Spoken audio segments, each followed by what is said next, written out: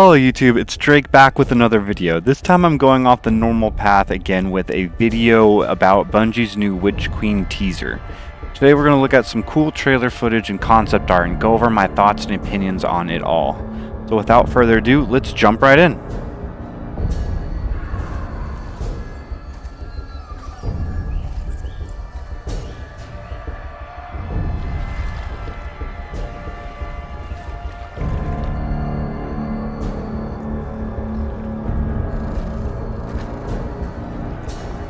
Truth is a funny thing. Does it live in the world or in the mind?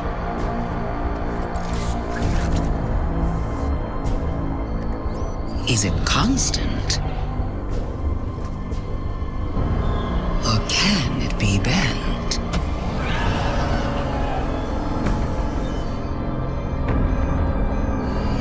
Who decides what is true? In this universe of light and dark, there is no greater power. Tell me, little lights, what is your truth now?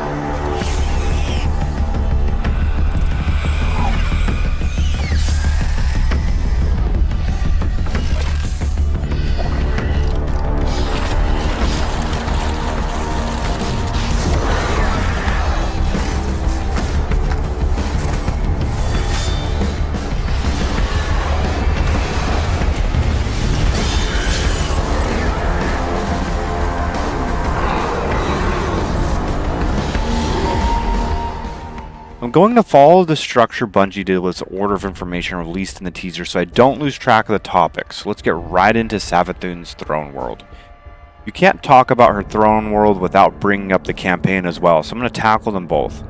In the teaser we get our first look at the all-new open world location and home of the new Witch Queen campaign.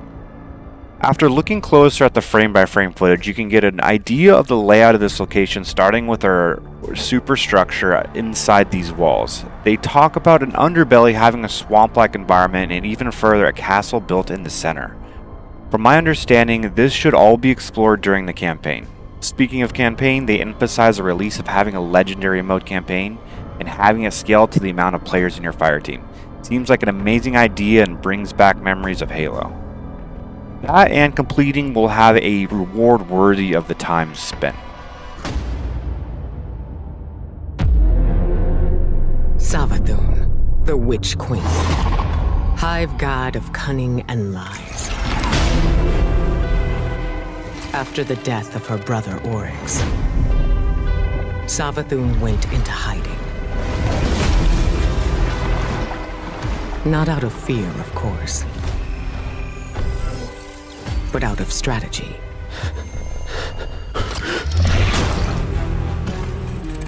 In her greatest trick yet, stealing our most sacred resource.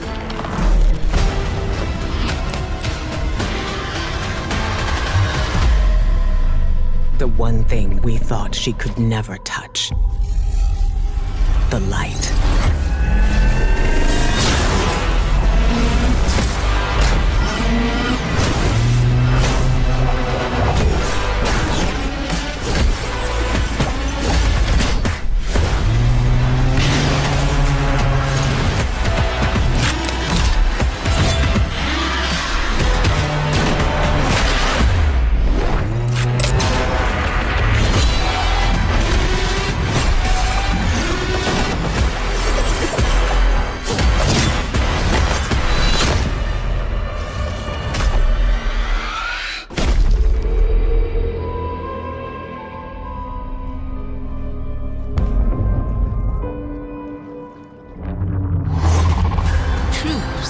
Is a funny thing. Who decides what is true? Tell me, little lights, what is your truth now? The Witch Queen is no less dangerous now than she has ever been.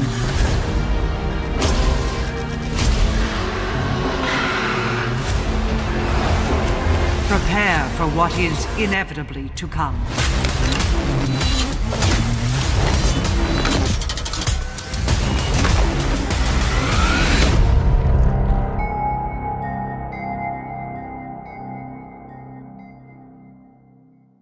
This brings me into my next topic of the new glaive and weapon crafting. If weapon crafting can be done well, I think it will have a lot of success, but from my understanding it has been attempted in D1, and also if it has any relevance to collecting materials through campaign, it may have some resemblance of Menagerie, which I know a lot of people still have love in their heart for. I don't want to finish this topic there though. Having a new close range weapon type like this is ironically timed with the major shotgun nerfs. This weapon with a close range blast, including identical sounds to a shotgun, brings up the question as where they stand with PvP apes. Having a close range melee weapon that won't be able to one-tap another guardian really hits on their conversation of risk versus reward they had not too long ago with nerfing shotgun sliding. Which brings me to my actual question, is how much damage will this thing do? A melee is already a 2-hit with similar if not identical range. What would be the benefit of risking yourself to use this weapon in PvP if it's not like a shotgun and can also possibly one-tap? However, the counter-argument for this is why would anyone use a sword in their heavy slot if its application is near identical to that of a glaive? So where does this really fit in? I'm slightly worried about its balancing because of these reasons.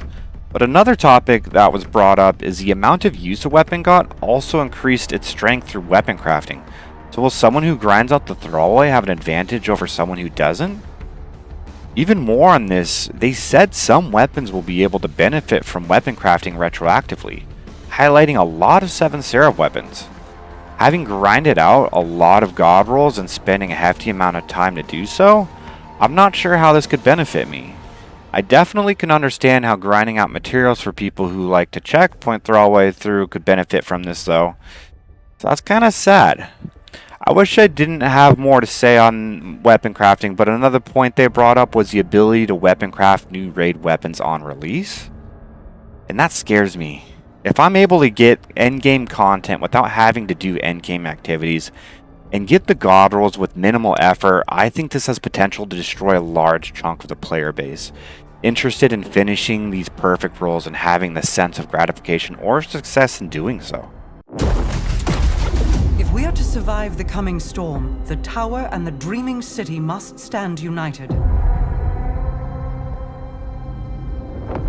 We are surrounded. A ring of spears pointing inward from the edges of our system.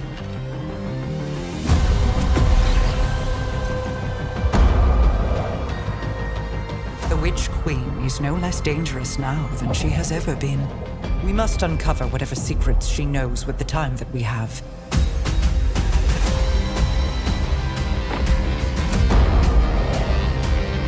Relight the pathways of the Ascendant Plane and guide my people back to me.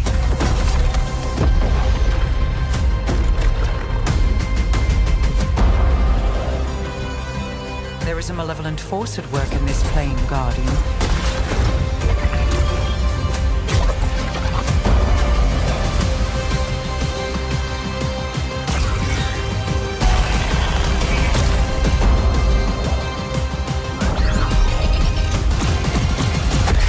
Your knack for violence is needed.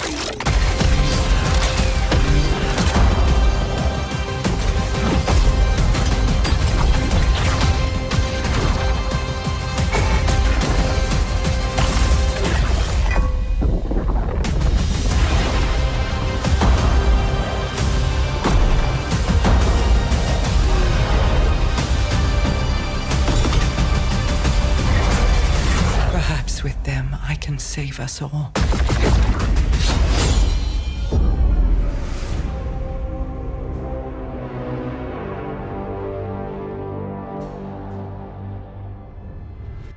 Enough of what could be, and let's talk about what is though. This season has kicked off of one of the most engaging seasonal storylines thus far. I really tried investing my interest in the Mithrax story and Coddle's storyline, but something about Callus's daughter and her survivor storyline doesn't quite adapt to the inner workings of a god. They've also introduced new stasis armor and primary weapons that have produced a plethora of new weapon mods. As happy as I am about this, I don't see the relevancy of any of this. However, I'm sure I'll see it someday soon. Until then, it's just kinda cool. What really got me hyped was the introduction of crossplay right out the gates.